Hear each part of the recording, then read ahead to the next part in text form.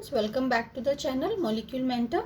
So in this video now let us go through the physical properties of carboxylic acids. ठीक है, so physical properties देखते हैं carboxylic acids क्या exhibit करते हैं physical properties. So सबसे पहले देखते हैं इनकी physical state. So first three members or you can say first three members of aliphatic acids, they are colourless pungent smelling liquids. ठीक है, अगर कार्बोक्सिलिक एसिड्स की बात करें तो फर्स्ट थ्री एलिफेटिक एसिड्स जो हैं they are colourless pungent smelling. अगर आपने कभी एसिटिक एसिड या विनेगर को स्मेल किया हो, सो हालांकि विनेगर जो है that is the dilute form of acetic acid, तो that is also having a pungent smell. ठीक है, थोड़ी इंटेंसिटी कम होती है बट आप उसको कोरिलेट कर सकते हो इसके साथ कि दे आर कलरलेस तो होते ही हैं, they are pungent smelling liquids. ठीक है, सो नेक्स्ट देखो नेक्स्ट सिक्स मेंबर्स जो हैं C4 से लेकर के C9 तक दे आर ऑयली लिक्विड्स. ठीक है, with an order of rancid butter. Then therefore the higher members they are colorless, odorless, waxy solids. अब higher members हैं जैसे हम ले सकते हैं स्टीरिक एसिड है, पामेटिक एसिड है. ठीक है, सो ये सारे जो हैं they are waxy like solids. ठीक है, कोई इनकी स्मेल नहीं होती है and also they are colourless. And benzoic acid that is you can say benzoic acid and most of the other aromatic acids they are colorless crystalline solids. Fine, तो ये रही इनकी physical states की बात. Now come to the solubility. So that is also the important part, solubility. Carboxylic acids they are soluble in water. ठीक है, up to you can say up to 4 carbon atoms they are soluble in water due to the formation of intermolecular hydrogen bonding. अब पहले ये देख लिया जाए कि intermolecular hydrogen bonding बनती कैसे है. देखो कार्बोक्सिलिक एसिड, ये कार्बोक्सिलिक एसिड है. सो इसमें देखो partial positive partial negative charges तो रहेंगे ही रहेंगे. ठीक, अब देखो water partial positive partial negative positive negative partial positive. अब देखो हाइड्रोजन, वाटर का हाइड्रोजन, इसका oxygen, it will form hydrogen bonding. ये भी हाइड्रोजन बॉन्डिंग है. Again it will form another hydrogen bonding. ठीक है, विद अनदर वाटर मॉलिक्यूल. सो एक मॉलिक्यूल जो है कार्बोक्सिलिक एसिड का वो दो वाटर मॉलिक्यूल के साथ at a time hydrogen bonding जो है वो फॉर्म कर रहा है. ठीक है, so they are highly soluble in water but lower members. But you can say the solubility decreases as the number of carbon atom increases due to the increased hydrophobic part of the carboxylic acid. जैसे जैसे ये वाला जो portion है जो alkyl group है इसका जो है वो साइज इंक्रीज होता जाएगा, वैसे वैसे solubility जो है वो डिक्रीज होती जाएगी. ठीक है, so one more point related to this, that is aliphatic carboxylic acids they are also soluble in less polar organic solvents जैसे बेंजीन है, ईथर है, एल्कोहल है, क्लोरोफॉर्म है, दैट इज CaCl3 एक्सेट्रा. ठीक है, so this was about the solubility. और now come to the boiling point. So जब भी हम किसी की फिजिकल प्रॉपर्टीज स्टडी करते हैं तो बॉइलिंग पॉइंट जो है बहुत ही यू कैन से इम्पोर्टेंट और रीजनिंग का एक पोर्शन होता है कि अबाउट द बॉइलिंग पॉइंट्स. ठीक है, बहुत सारे क्वेश्चंस अराइज होते हैं, इसमें कंपैरिजंस भी आ जाते हैं. जैसे हम एसिड्स का अल्कोहल्स के साथ you can say haloalkanes के साथ कंपेयर कर सकते हैं. ठीक है, बहुत बार क्वेश्चन आता भी है and you have to compare the different compounds according to the increasing or decreasing boiling points. ठीक है, so now come to the carboxylic acids. And boiling points of carboxylic acids they are higher than those of aldehydes, ketones and even alcohol. ये point आप याद रखेंगे, note करेंगे ये point. ठीक है, कि एल्डिहाइड्स, कीटोन्स, अल्कोहल्स, इन सबसे और यू कैन से फंक्शनल ग्रुप्स में से सबसे हायर बॉइलिंग पॉइंट जो है वो किसका होता है, कार्बोक्सिलिक एसिड्स का. ठीक है, ऑर्गेनिक कंपाउंड्स की बात कर रही हूँ ऑफ कंपेरेबल मॉलिक्यूलर मासेस. ठीक है, and this is due to more extensive association of carboxylic acid. ठीक है, थ्रू इंटरमोलिक्यूलर हाइड्रोजन बॉन्डिंग. वैसे देखा जाए तो जब भी हम बॉइलिंग पॉइंट्स की बात करते हैं, अल्कोहल्स की बात करते हैं, अगर अल्कोहल्स और एल्डिहाइड्स की बात करें तो इन सब में से अल्कोहल कहा ही होता है because of the presence of hydrogen bonding. अब देखा जाए अल्कोहल से भी हायर जो है वो कार्बोक्सिलिक एसिड्स का है. क्यों? क्योंकि अल्कोहल में तो एक हाइड्रोजन बॉन्डिंग हो रही है, लेकिन कार्बोक्सिलिक एसिड्स में जो है दैट इज, देखो ये डाइमर फॉर्म हो रहा है, extensive hydrogen bonding that is present. ठीक है, अब देखो एक ऐसे है तो एक ऐसे है, ठीक है, सी ऐसे दो मॉलिक्यूल्स जो है वो डाइमर बना रहे हैं। So extensive, this is hydrogen bonding, extensive hydrogen bonding that is formed in case of carboxylic acid. So boiling point यही है ना कि हमें हीट करना है और मॉलिक्यूल्स को सेपरेट करना है।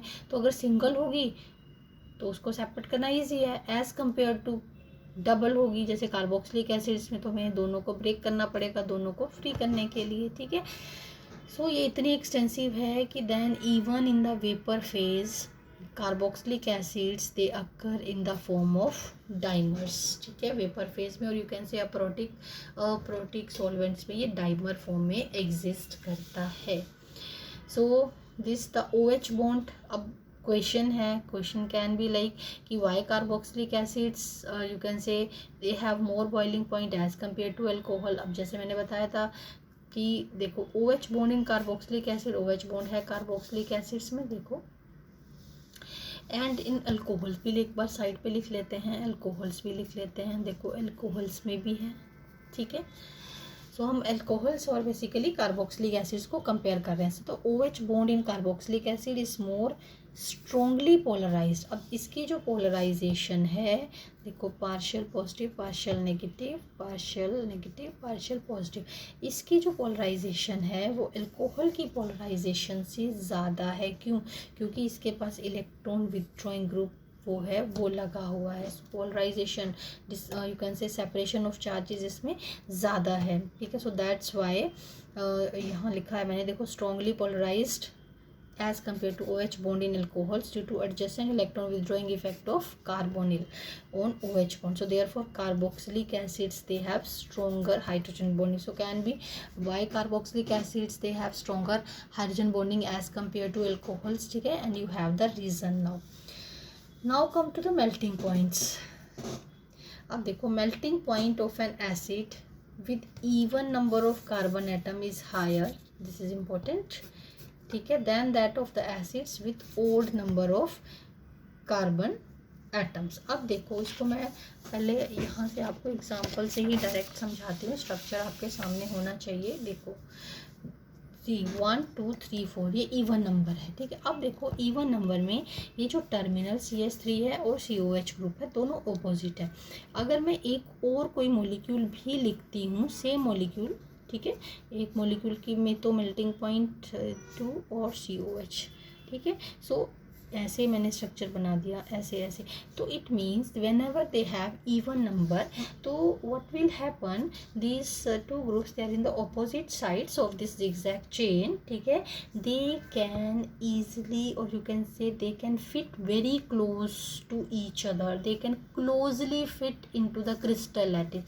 How closely they are able to fit, जब भी मेल्टिंग पॉइंट देखो देखना है आपको, बहुत ही इंपॉर्टेंट पॉइंट है, जब भी मेल्टिंग पॉइंट देखना है तो आपको ये सोचना है whether the molecule is symmetrical, how closely they can fit into one another during the formation और you can say during the crystal lattice formation, और क्रिस्टल लैटिस में एक दूसरे के कितने क्लोजली फिट हैं। ठीक है, बट अब देखो ओड नंबर में देखो 1 2 3 4 5, अब जिगजैग बनाते हुए 5 है तो ये दोनों ग्रुप्स जो हैं टर्मिनल कह लो या ये टर्मिनल ग्रुप हो गया और ये COH ग्रुप है, they are on the same side. देखो जब भी क्लोज फिटिंग होगी कुछ चेन्स तो ऐसे फिट हो सकती हैं, बट देयर आर चांसेस, देखो हम तो उसको पकड़ के फिट नहीं करेंगे ना, हमारे हाथ में होगा हम तो ऐसे ही फिट करेंगे, बट देयर आर चांसेस कि कुछ मॉलिक्यूल्स जो हैं वो ऐसे फिट हो जाएं लाइक दिस। ठीक है, फिर ऐसे हो जाए तो there can be the gaps. So आप समझ रहे हो ना, so there can be the gaps. ये एक चेन है, ये दूसरी मैंने कार्बन्स नहीं लिखे हैं, बट आपको सिर्फ समझाया है कि यहाँ जो है वो ऑपोजिट जो है वो हो सकता है, ऐसे चेन्स जो है वो फिटिंग हो सकती है। So there can be the you can say spaces, उसमें ज़्यादा स्पेसिस हो सकते हैं, it is they are not able to fit so closely and they are you can say they fit very not very, कुछ chains they are very, जब इसमें इसी उस फिटिंग में आ जाए ना, जब इसी शेप में आ जाए तो they are able to fit closely, but अगर ऑपोजिट आ गई तो they are, you can say they fit poorly in the crystal lattice and hence they have lower melting points. ठीक है, अब एक चीज़ और बता दूँ, अभी हमने मेल्टिंग पॉइंट्स और बॉइलिंग पॉइंट्स दोनों किए हैं।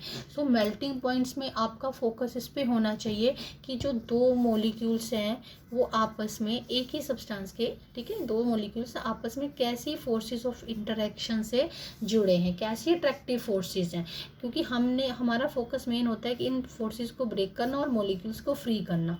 और जब भी आप मेल्टिंग पॉइंट की बात करेंगे देन आपका फोकस इस पे होना चाहिए how closely they are able to fit into each other.